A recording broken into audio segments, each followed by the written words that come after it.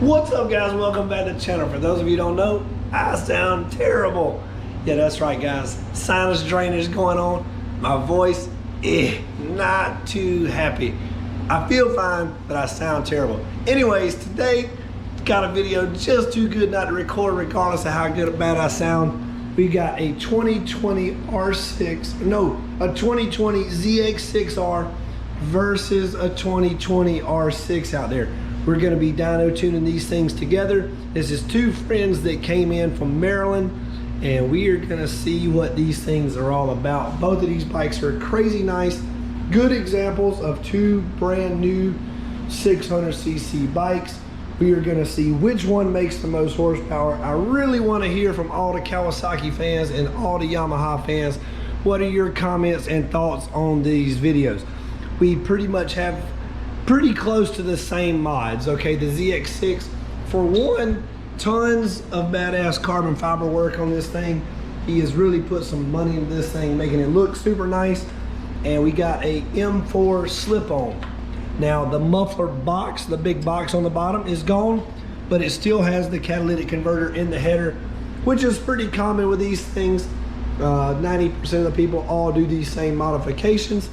And we're going to be flashing the ECU to see what this thing has in it. Now, I have already done the mail-in ECU flash on this ZX6, and then he has done some more modifications to it since then and wanted to bring it and get the dyno tune. So he has the Sprint F185 air filter. That's the expensive one for those of you who don't know. And he wants to see pair valve mod. He's done all the stuff. His check engine light is currently on. We are going to clear that out and flash the ECU for the pair valve mod. And then we're going to be going on and doing the 2020 R6 here. It has a SC Projects slip on as well. And we are going to see what this thing is all about. So you see we still have the factory header, but we got the muffler box delete on this and the SC Projects slip on. Both of these bikes super clean, like brand new. Comment in the comments below, which one do you think is gonna make more power? Stay with us, guys. Here we go.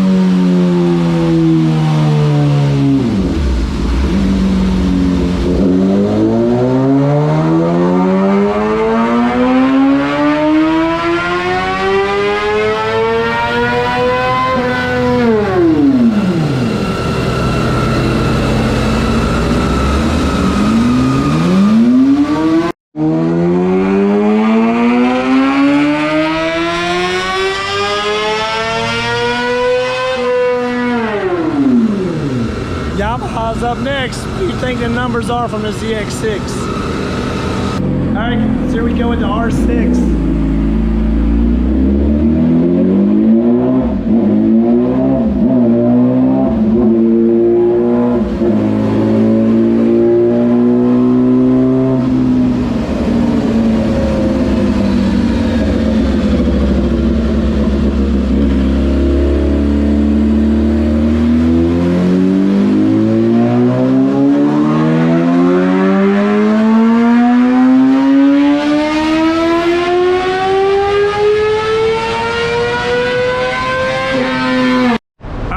so you just saw the first dyno pull on the R6. Look at the power curve on this thing. These things are absolutely horrible from the factory. 102.8 is the horsepower it made. You can see the air fuel is kind of all over the place, but the horsepower is just all over the place. And all that comes from the restrictions in the ECU. There's a lot of things going on in these Yamaha ECUs. They're very complex, and Yamaha does everything they can to, I don't even know why they do this. I'm not even gonna tell you why. It's dumb.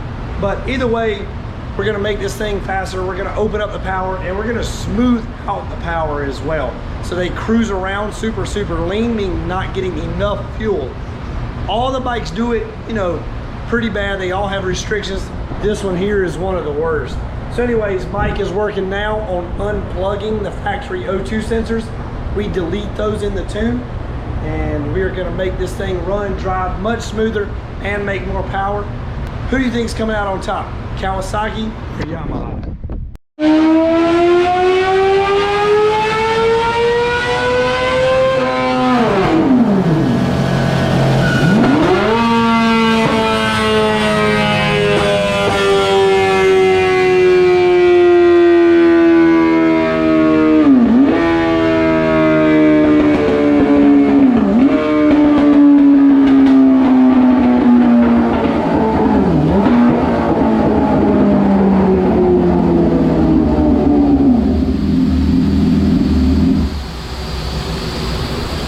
Let's see what we got so far with the Yamaha.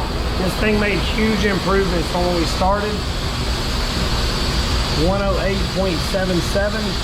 And if we go back and compare that to our first pull,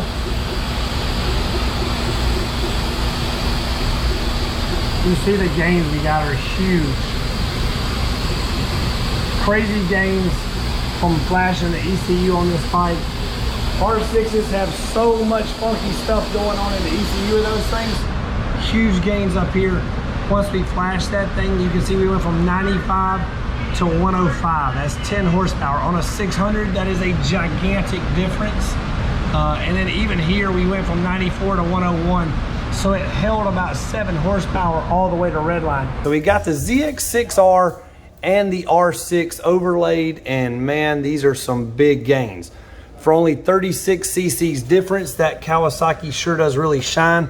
It went from 108 horsepower on the Yamaha R6 to 118. 10 horsepower, that is massive on the top end.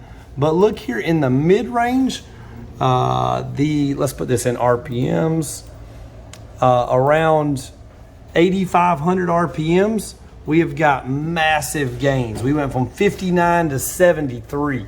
So the ZX6 really makes a whole lot more low-end power and top-end power versus the R6. Something to keep in mind if you're shopping for two new 600s. They're about the same price, but they don't quite perform the same. However, that Yamaha is a little lighter. So real-world results on the street, what have you guys seen difference? We're seeing the dyno numbers. What do you see in the streets? Comment and let me know. Overall, the Kawasaki did come out on top on this shootout. Of course, we are comparing a 636 to a 600cc. So I don't know if you call that fair or not. However, they are both in the same category. The R6 and the ZX6R both compete against each other. So on this one, guys, the Kawasaki definitely does have the upper hand. I hope you've enjoyed today's video. I hope we showed you about what's going on with both the bikes on the dyno with both common parts. The M4 and the SC projects are both super popular exhaust systems, super good choices in my opinion too, if you have one of these bikes. The R6, you could hear, had the verbal tune. That's what that customer elected. So you hear the pop, pop, pop, pop, pop, pop, as he's slowing down. We can tune that in or out of your tune if you like that or not, okay? Smash that like button, subscribe to the channel, check us out, mooremafia.com.